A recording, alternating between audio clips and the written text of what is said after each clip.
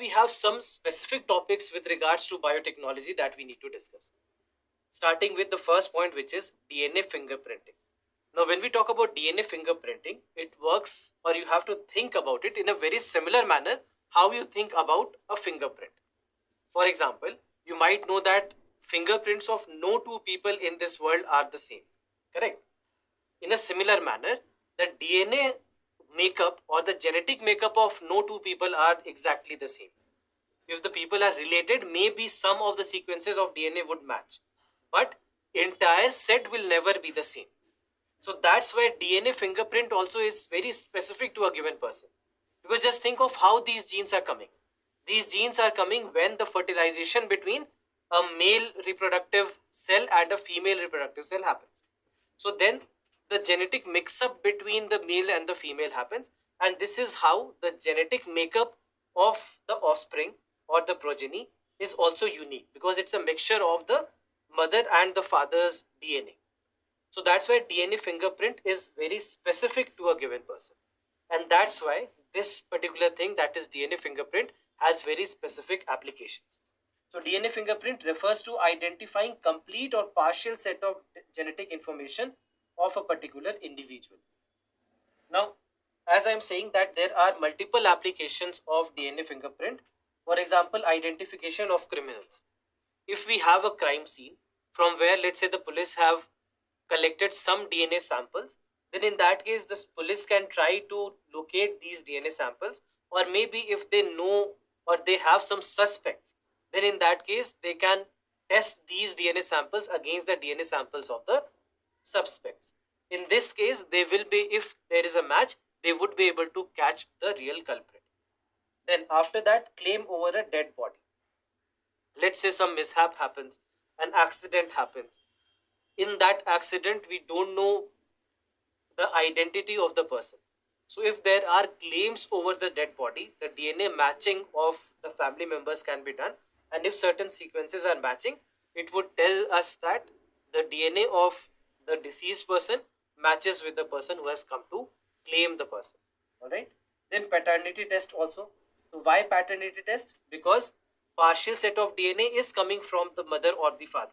Correct? So that's why paternity test can also be done to identify whether there is a link between the two people and if they are related by blood.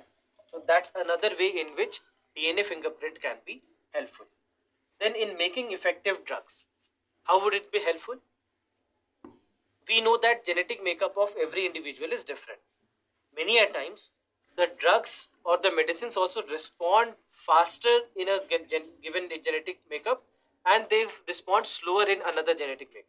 So if we know that certain combination of drugs are working better for certain genetic makeup, then in that case, based on the genetic information of people, drugs can also be made accordingly, so that the drugs are more efficient, they work faster, and they are able to work in a much better and efficient manner for that particular person.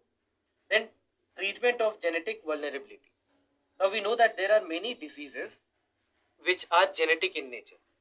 And if we know that, okay, these are the diseases which are genetic in nature, we can always take care. We know that there are certain genetic markers, and based on these genes, we can assume that this person has a higher chance of developing such and such disease. Maybe hypertension, maybe diabetes, maybe any other disease for that matter.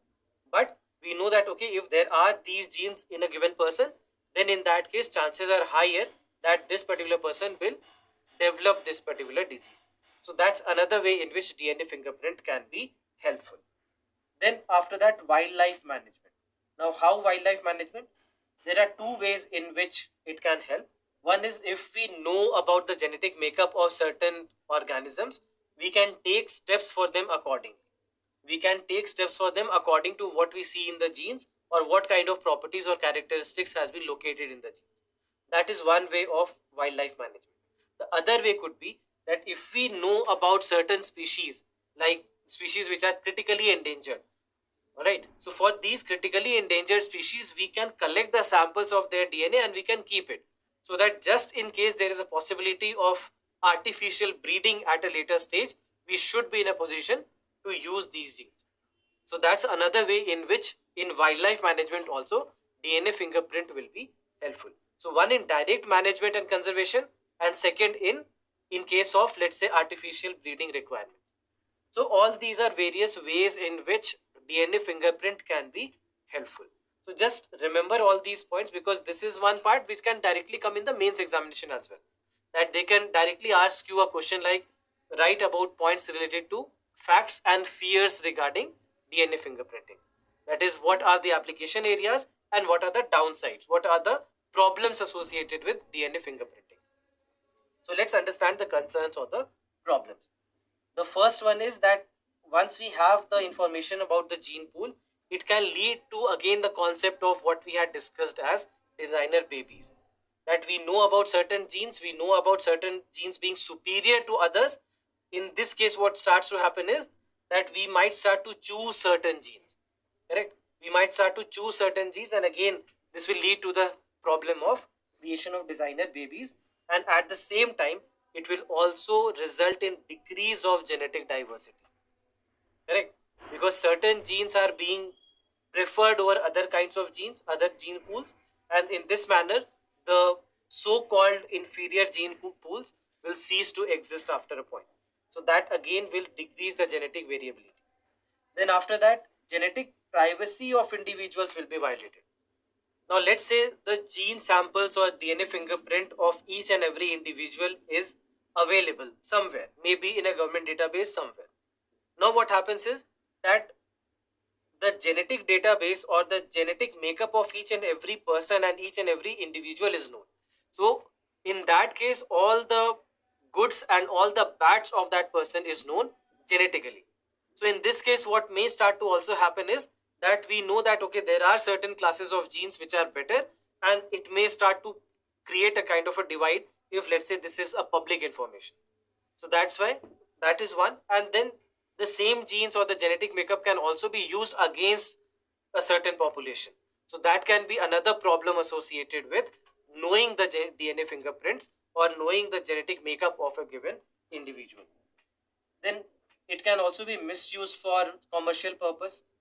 For example, many medical institutions may start providing medical packages based on genes, and it's very easy. I mean, whenever marketing has to be done, the best way to market science is through healthcare or through medicine sector. There's a very famous book. If you ever get chance to read, there is a book called Bad Science. If you ever get chance, if you ever get time, read this book called as Bad Science. It talks about each and everything, how science can fool a person, how they can completely misguide you against a certain information or misusing certain information. For example, antioxidants. So antioxidants being something that everyone likes to know, that okay, antioxidants are good. Why are they good? Why are they required? In what amount are they required? Do you need so much of antioxidants, or your body is naturally capable of producing antioxidants? We probably never think of these things. Correct? So what happens is that many a times there will be this kind of medicine which is not really about diseases or healthcare or really thinking about your medicinal well-being, but instead looking at the commercial side of it and trying to tell you about various kinds of diets and various kinds of this and that, and in that manner pull you into their own commerce. So this is something that can happen, and with genetic information being available with these companies, this is certainly possible. And these are some things that actually this particular book, Bad Science, also talks about. Very interesting book to read if at all you get time, but I know you are now preparing for the examination. Now probably is not the right time to read a bulky book. Then genetic information may be used to create weapons of mass destruction. Let's say the genetic information of Indian subcontinent is available with an enemy country. They know a vulnerable part of genetic makeup of this subcontinent. They perhaps can launch a chemical attack or a biological attack on us based on the genetic information that it has. They probably know that there is a certain kind of bacteria or certain kind of virus or certain kind of chemical that will be very potent against a certain genetic makeup, and this can be used against this population. So that's why knowing the DNA makeup, knowing the DNA fingerprint of a given population can also lead to creation of weapons of mass destruction. So that's why these are some of the concerns about knowing of DNA fingerprint. So there are many application areas, but at the same time there are concerns as well. So that's why I was saying that if they have to ask you a question in the mains examination, the question can be as simple as discuss the facts and fears regarding DNA fingerprint. Correct? So here you can talk about all the advantages and all the concerns with regards to DNA fingerprint. So very easily this is something that can be asked for 150 words or even for 250 words also. It can be very easily asked.